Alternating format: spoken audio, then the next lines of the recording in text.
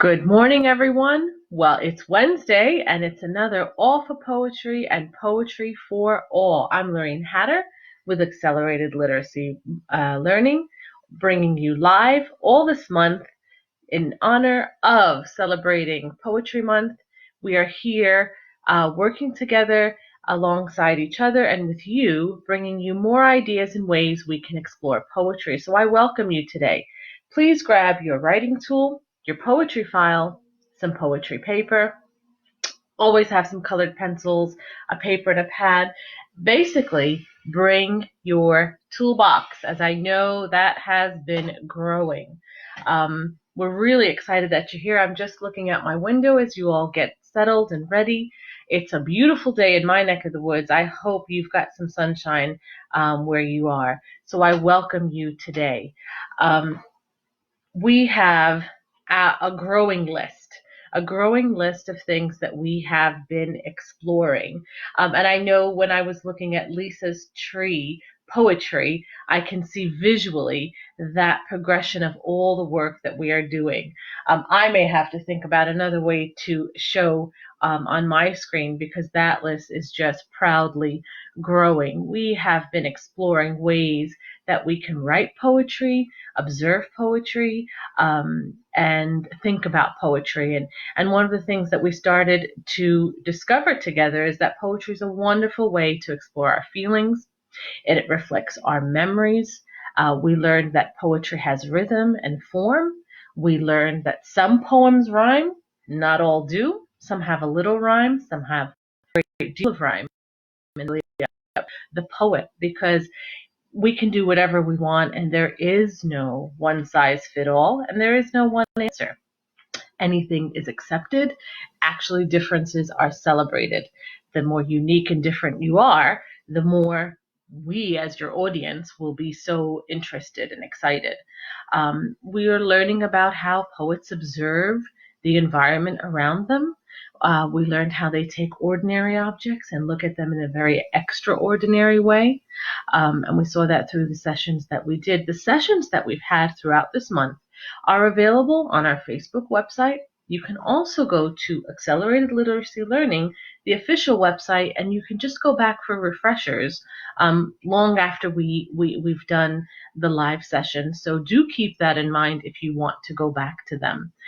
Yesterday, we had a great time with Susan when we sort of explored making an I remember list, and the windows to your memories were so interesting, and we're going to do a little bit of that in today's lesson. We're going to see how all the things here are going to be incorporated in the activity that we do today, and I welcome you. So do keep these in your mind. Incorporate them in your toolbox. I'll show you how I've updated my toolbox since the last time we've been together. And we're going to set our intentions for today. Okay, today we're going to be exploring shape poems. And a shape poem is exactly what it sounds like. It's a poem written in the shape of your topic, right? And the reason why we do shape poems, one, they're fun, they're artistic and creative. They also add meaning, and they also add an illustrative power to bring your points across and your ideas across. So the visual appearance matches the topic that you're talking about. And I did put a few sketches of some shapes up for you to start thinking about it. Some poets will put their writing inside of the shape like so. Other poets, like I'll show you in a few minutes, actually write their poem around the outline of the shape, and I can show you that in a few minutes. But if you were to take a look at these sketches that we have here with my trusted pointer, this is a rainbow, clearly, right? I wonder what our poem might be about. I wonder if we would tap into Lisa's poetry idea when she talked to us about using our senses. I wonder how our senses can link to colors. If we were writing a poem that looks like, right, a flower, I wonder what that poem might be about.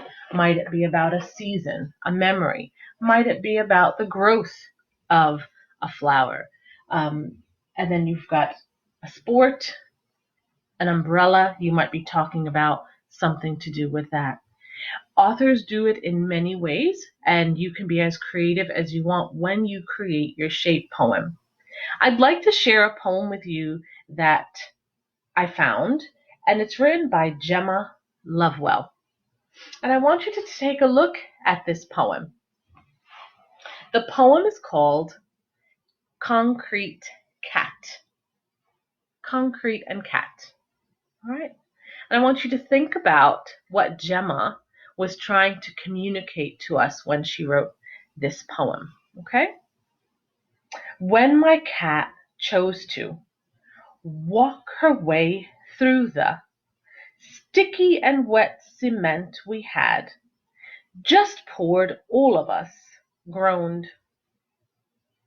I do think she did it on purpose, to leave her mark forever, her perfectly placed paw print cast in concrete everyone sees, and the chalky trail of a one-legged cat sneaking away, fading as she sulked back to whatever cats do. Are there any pictures painted in your mind? Can you visually see what the cat was doing? So this poem was written from a memory, and it was written about someone's cat and an action that the cat took, and the writer was reflecting on that action. And she chose to incorporate her words, and she made her words more powerful when she put it in the shape that you see. Is it a shape of a cat? Not necessarily, but it is the paw print of the cat.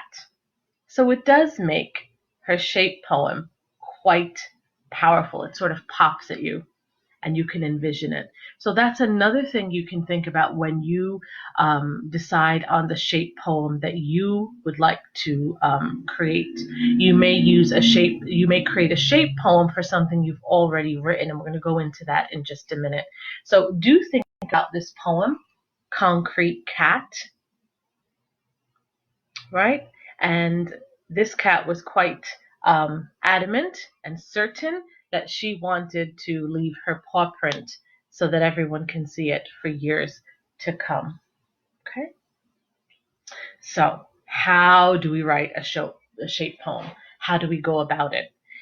Let's bring about our toolbox. It's so important to bring this over. And since the last time I saw you, I did add a bit more to it. So your shape poem can definitely be a memory.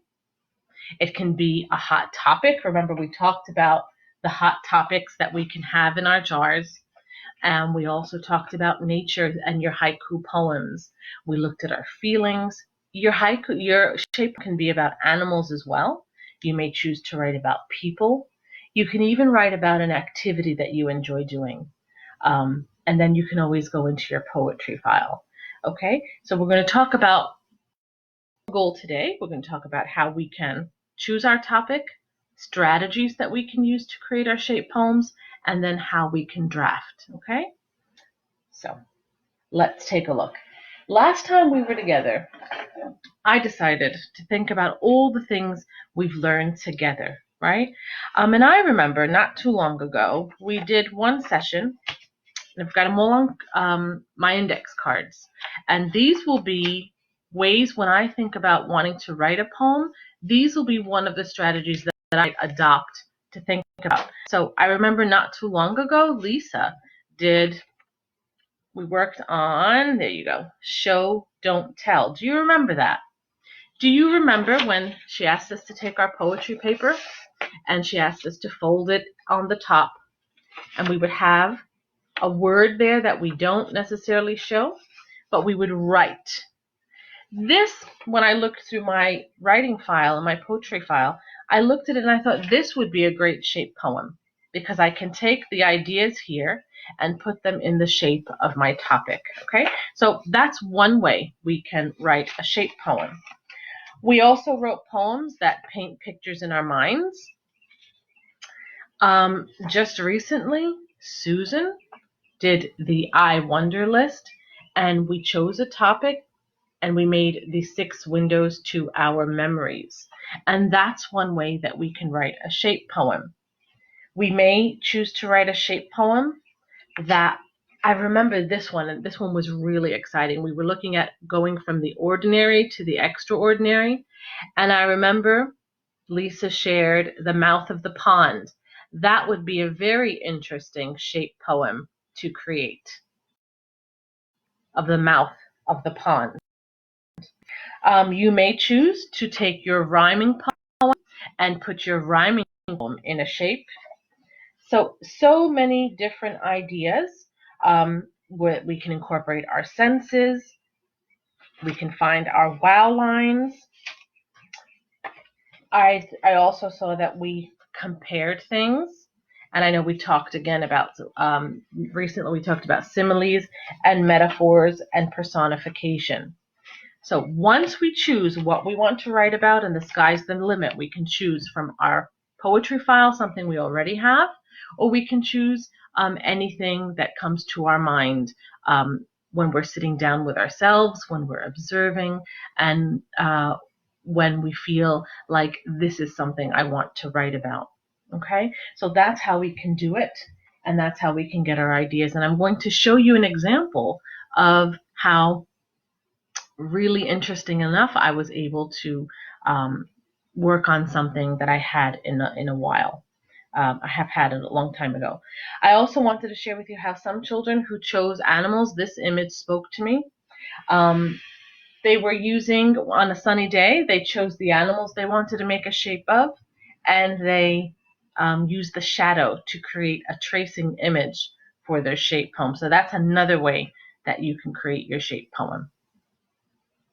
I wanted to share with you this poem that came to me. Not too long ago, I was in contact with one of my students, and one of my students wrote this poem.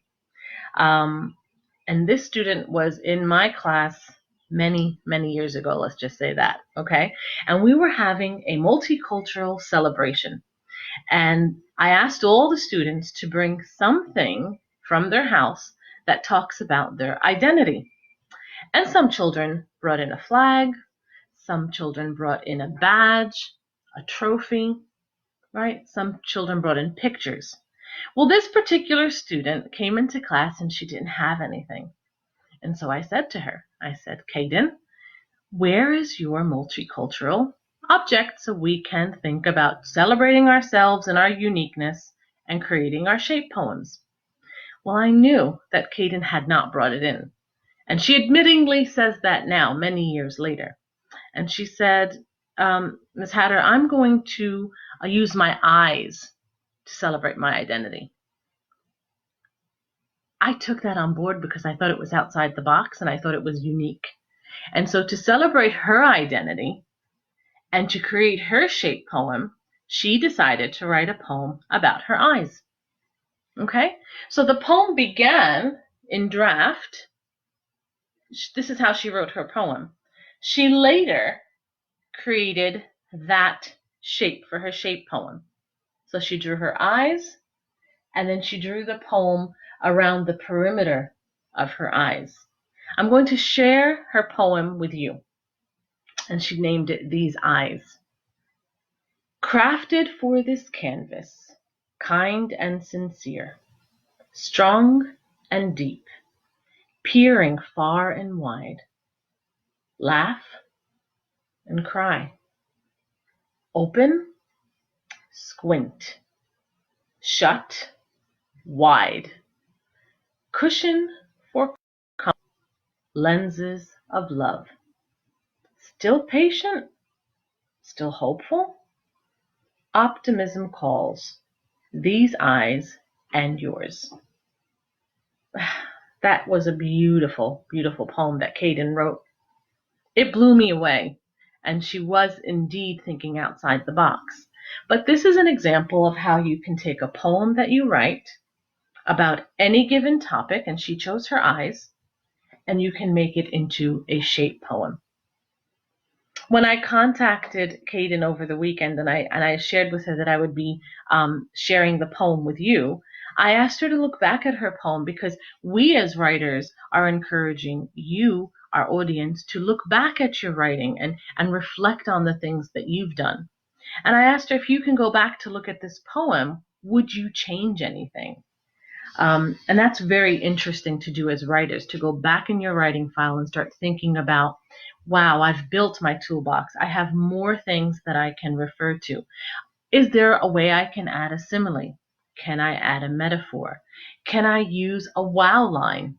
So as writers, we've built that in, and I'm sure that you're feeling more confident. And if you were to look back at some of your pieces, you would come up with maybe some interesting ideas to change. And so Caden took on that challenge, and she recently just submitted another piece. She's not made the shape for it, which is fine, but she did share with me one more poem. And I really thank her because I know she is studying and she's doing her online work, and she did take some time to send this poem to me. And this is a new version. Okay, these eyes, windows to my truth, crafted for this canvas, kind and sincere, strong and deep, like a snapshot, moment in time, laugh and cry, open, squint, shut wide, cushion for comfort, lenses of love, still patient, still hopeful, optimism calls, these eyes and yours. It was really beautiful. She made it even more beautiful. And she said to me that if she were to sit down and think about it, she can probably even make it more enhanced. So as writers, boys and girls, I invite you to either think about a topic that you'd like to write about, create your poem, use your toolbox, use all the aspects of your toolbox that we've been learning together, and create a fun shape poem about your topic. It can take on the exact shape or an aspect or element of that shape. Okay, and I just put a side by side, and I'm going to send that to her, 2011 and 2020. We can certainly keep growing and changing as writers. If you remember, not too long ago, out of my poetry file, I had written this you. Do you remember when we took that ordinary and made it the extraordinary?